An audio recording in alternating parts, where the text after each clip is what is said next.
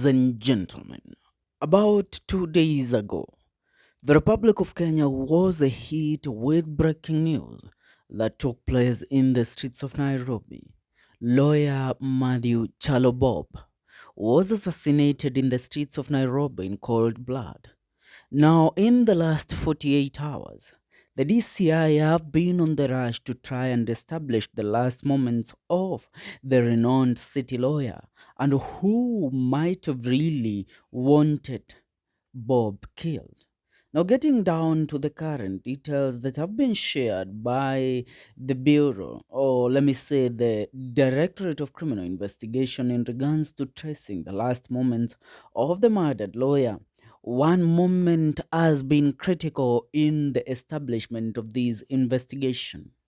Police say they are currently in possession of critical CCTV footages from several points, including private buildings along the path taken by murdered Nairobi lawyer Kyallo. The footage is helping piece together Bob's final moments, tracing his journey from his city office to Sagret Hotel along Milimani Road. And here, it's where it gets interesting. It is said that he arrived at the hotel at 11:05 a.m. on Tuesday, where he held a 3-hour meeting with several individuals that are now being treated as persons of interest. Cell receipt and CCTV timestamps indicate the group shared lunch that costed Kenya shillings 3,800 in total. At 1:45 p.m., the lawyer left Sagret Hotel and headed back to his office. Mobile phone records are also being scrutinized for any clues into the brutal killing. Later that day at 5:09 p.m., Bob left his office at Chester House. Surveillance and phone data show his route through Wabera Street, City Hallway, Parliament Road, Uhuru Highway, Nyayo Roundabout, and on to Langata Road before diverting to Magadi Road.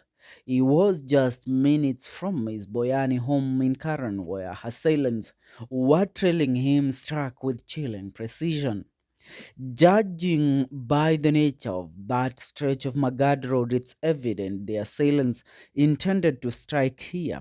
Having trailed him from Langata Road, the traffic naturally slows at that specific diversion, making it an opportune spot for an ambush. Jeff Mbohi, a witness, said, tulisikia ni kama ni ile kelele ya pikipiki inatoa kelele kidogo, tunasikia nduru ni mtu amepigwa marisasi. Another witness who requested anonymity told Citizen TV, nilikuwa namfuata kwa karibu nikafikiri kwamba ni simu wanataka kumwibia, kidogo nasikia ni marisasi. Eyewitnesses say the attackers executed the hit swiftly and fled the scene on motorbikes via the Galleria Mall area. Walikuwa wamevaa mask ili ya kuficha uso kabisa, na rider alikuwa amevaa helmet kama kawaida, added the anonymous witness. While the motive remains unclear, investigators confirm that nothing was stolen from the scene. The Law Society of Kenya and the Law Fraternity of the Republic of Kenya has condemned the killing, describing Bob's death as a grave loss to the legal fraternity at large. But let's get back to this lunch that Bob is said to have had at Sagret Hotel.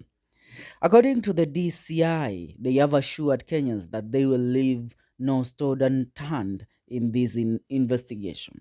Now, sources close to the Directorate of Criminal Investigations, DCI, revealed that Kyallo had met several individuals at the Nairobi hotel, a meeting now suspected to have been a setup leading to his death.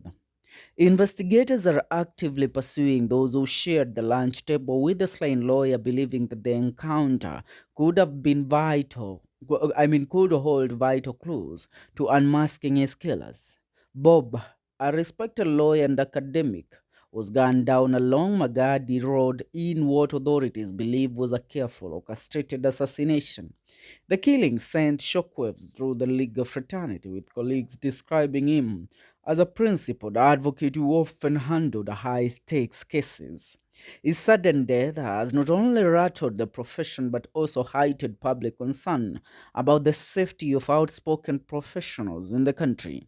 The DCI has already collected critical evidence from the crime scene, including ballistic materials and CCTV footages from nearby establishment, including his phone, which is now undergoing forensic analysis.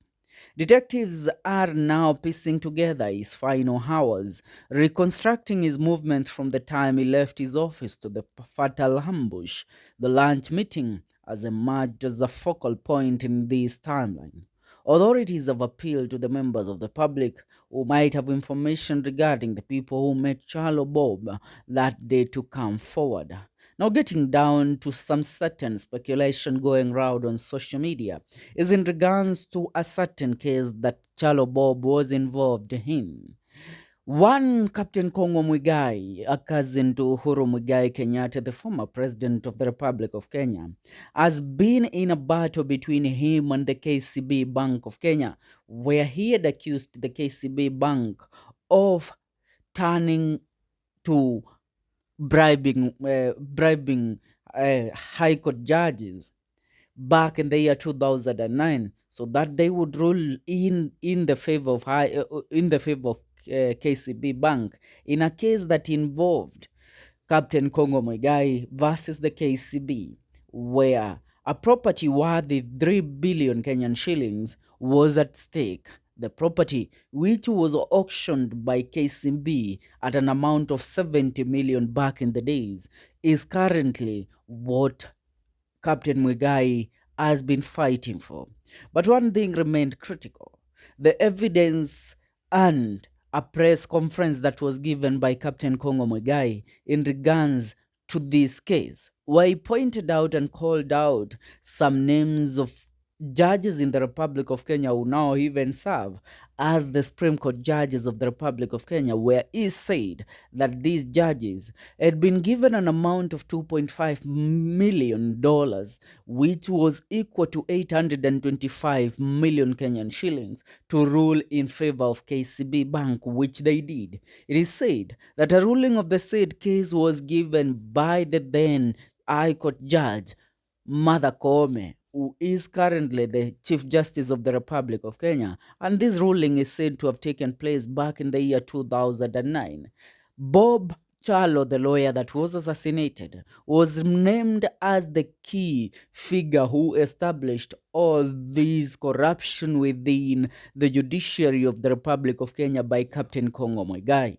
Now, 24 hours later, Bob was assassinated in the streets of Nairobi, and it seems that the people that killed Bob had great knowledge of his whereabouts and had tracked his movement for some time to establish even the route that he takes while he is going home. Because we human beings are people of I mean, of a routine. And so they exploited this routine, knowing that specifically Magadi Road is where there is a snarl up of traffic jam, and that is where they hit and assassinated him, shooting him with 3 bullets, which led to his instant death. Mtazamaji, do you think that justice will really be served in the case of lawyer Matthew Kyallo Bob? This case reminds us of the chilling assassination of Kasipul Member of Parliament Honorable Charles Ong'ondo Were a few months ago. Has justice ever been served in the case of Charles Ong'ondo Were? That is what we ask. And if not, will it be served in this case of lawyer Bob Kyallo? Leave a comment on the comment section. See you in our next video. Don't forget to subscribe. This is the Kenyan Daily Report.